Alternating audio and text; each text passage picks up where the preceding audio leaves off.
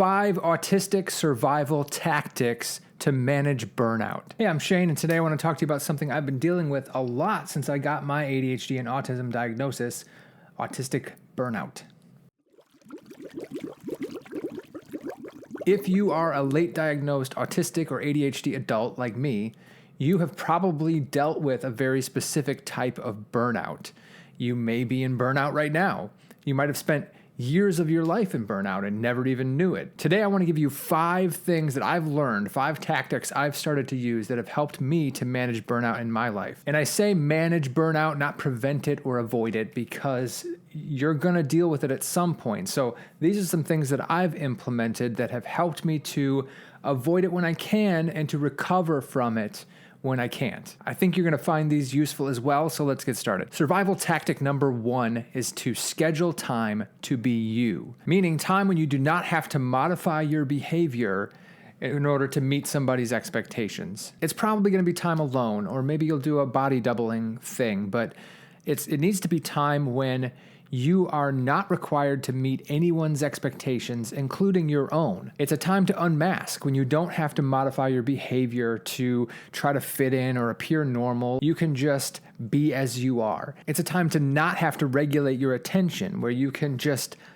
take the leash off your mind and allow it to wander. Follow your interest, follow whatever's exciting. If you're autistic, it could be a good time for you to dive into one of your special interests. That can be very healing and restorative for autistic people. But the important thing is that you give yourself permission to just go wherever you're going to go and let it be okay that you've just spent the entire evening hyper-focusing on some research that you probably won't care about tomorrow or next week. Or it needs to be okay that you spent that time doing work and working on something. If that's what was exciting you right then, it doesn't matter. The whole point is you don't have to regulate your focus and attention. You don't have to mask. You can allow your mind to just go where it wants and not put any energy into modifying your behavior or regulating your attention. And the other important part, the crucial part, is that you schedule it.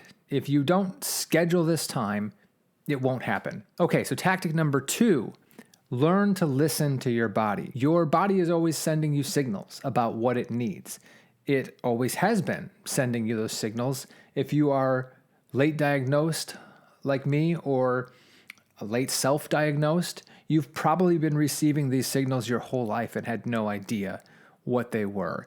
You've probably judged yourself for it and thought that you were just being lazy or dramatic or oversensitive. But the things that you're feeling are real and valid, and they are your body, your nervous system, trying to tell you what it needs. So you have to learn how to listen to your body and interpret those signals to understand what you need at that moment in time. And the thing is, this takes practice. It's not just going to happen.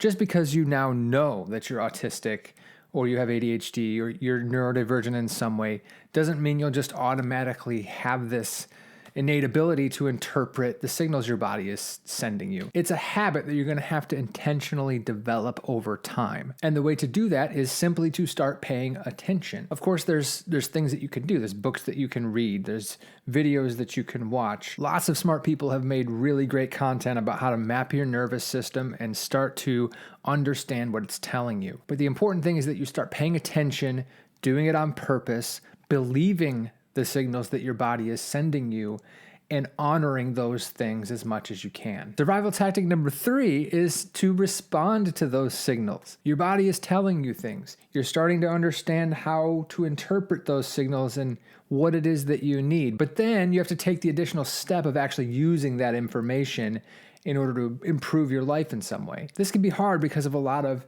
internalized beliefs and internalized ableism and the lifetime that you've spent judging yourself for feeling the way that you feel. If you're anything like me, at first, you will feel a lot of imposter syndrome.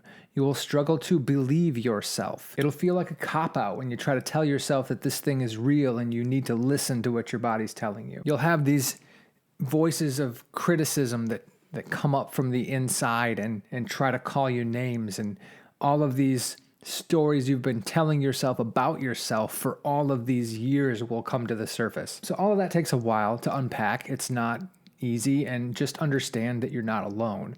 I deal with it. So many other people deal with it. The important thing is that you start to make some progress, and you can start by simply deciding to believe the signals your body is sending you and honor them by changing what you're doing in response to that. I'm not going to give you a lot of technical tips around how to change things or what to change, because it really depends on you and what your body needs. But overall, what tends to help for me, and I think for a lot of people, is for you to simply lessen the load on your nervous system as much as you can. The sensory load, the social load, cognitive load, emotional load, whatever you can do to just reduce those things. Bring the volume down as much as possible for a length of time. That's going to help you to avoid going into burnout if you're not already there. At least that's what I find helpful. I've started to learn how to listen to the signals my body is sending me, believe those things, and understand that they're an indication that I'm approaching burnout and I need to change something. Survival tactic number 4 is to make recovery the priority that it is. Sometimes you can't avoid burnout. It just happens. You don't realize that it's happening until it's already there. You start experiencing the symptoms, whatever they are for you. The brain fog, the lack of energy, the irritability, the whatever physical symptoms you start to have in your body. I know for me, I start to feel like I'm getting physically sick. I'll get achy in my joints and my throat kind of hurts and I get a headache, and I know these are signals that my body is telling me I'm approaching burnout, and sometimes I'm already in the midst of it by the time I realize it. When that happens, I have discovered the key to recovering quickly is to make recovery the priority that it is. Because the fact is, it already is a priority whether or not you're acknowledging it, simply because of the very real negative consequences that will take place if you don't make recovery a priority. It already is one. And if you want to be able to avoid those negative consequences, or at least mitigate them to some extent, you need to make recovery a priority. By the time you're experiencing these symptoms of burnout, you are already on your way down the slope. It's a slippery slide, and if you don't make recovery a priority, you're going to end up stuck in bed for days or whatever that looks like for you. And the worst part is that the consequences don't stop with you. They carry over to the people who are in your life, the people that you are closest to. Those people are not going to get what they need from you if you are crashed out in bed in full burnout. The more of yourself you have burned away, ignoring the signals your body tells you and pushing through, the less of yourself you will have to give to the people you love. So if you want to be able to show up for those people, you have to make recovery a priority. And that's probably going to mean saying no to some stuff. Okay, so survival tactic number 5. This one is a big one. It took me a lot of effort to really get this sunk into my brain. Recovery takes as long as it takes. You can't rush it. There's no specific time frame. You can't expect to just rest for an evening and then you're all good tomorrow. And if that is what you expect, when tomorrow arrives and you still feel the burnout, if you ignore that and say, well, I rested last night, I should be fine, here we are back to consequences land. You're pushing through again and you're going to end up crashing. Recovery takes as long as it takes. There's no set time. There's no specific time frame. You literally have to just prioritize recovery, prioritize rest, and wait. Listen to your body. Listen to the signals that your nervous system is sending you. And depending on how bad the burnout is or how long you've been in it, you may have to reintegrate yourself into normal life slowly. So maybe it is an evening of rest or a weekend. You cancel all the plans, you stay on the couch under your weighted blanket, and then by Monday you're fine. But maybe it's going to take longer. Maybe it's going to be a season of life where you just have to say no to things and you sort of hibernate away and you just prioritize the social interactions with the people who are the closest to you. And even those people may need to understand that you're going to be less available to them for this period of time, because recovery takes as long as it takes, and you are worth that time, and so are the people that you love. It's all about getting back to the place where you feel regulated enough to re-enter your daily life and once again engage with the activities and the people that bring you joy. So there you have it. That's 5 autistic survival tactics to manage burnout. Hopefully you'll take something away from this that will be valuable to you, and if you have, please share it with me in the comments.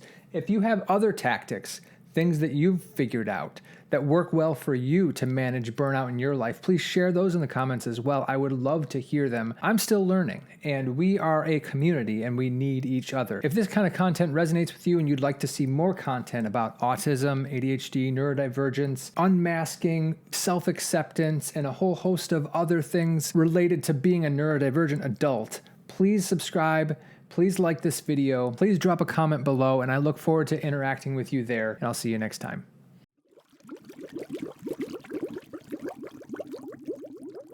All right, here we go. Survival tactic number 3.